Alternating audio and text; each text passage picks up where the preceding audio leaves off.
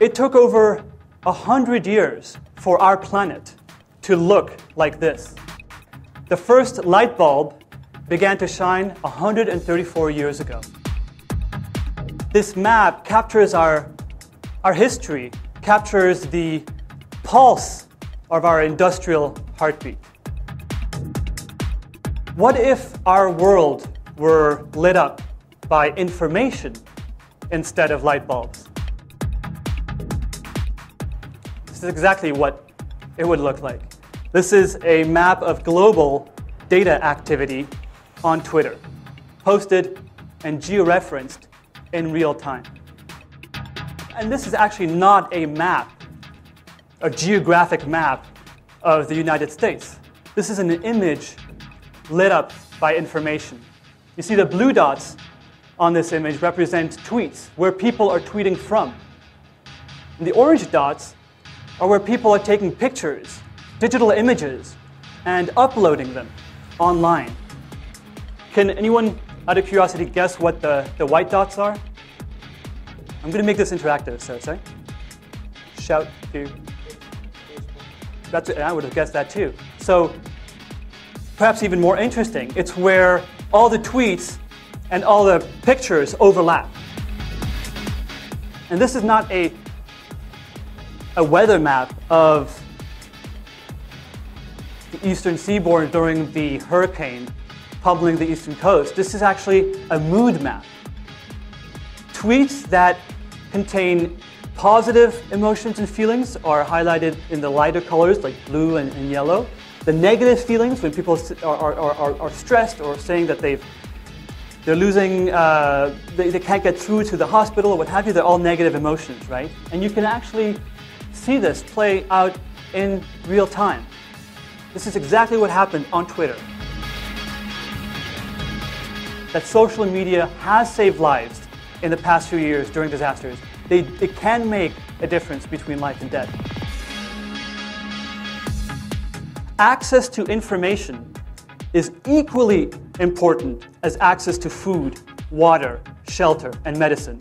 We also, just as we don't want to eat rotten apples, we also don't want to consume rotten information, right?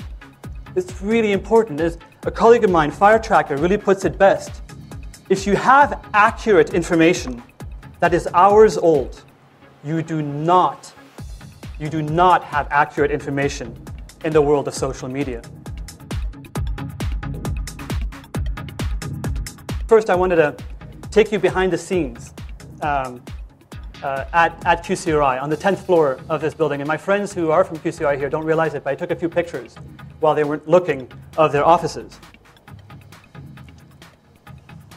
This is what they do, basically. Or at least, this is how cool I think they are.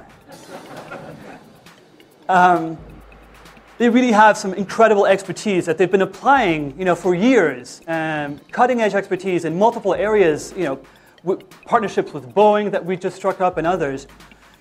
But the humanitarians, we humanitarians are sort of the lowest on the totem pole of getting attention by these very smart people. But that's starting to change now, thanks to QCRI. We're starting to bridge the humanitarian community with this advanced computing community. And it's starting here, right here, in Doha, Qatar.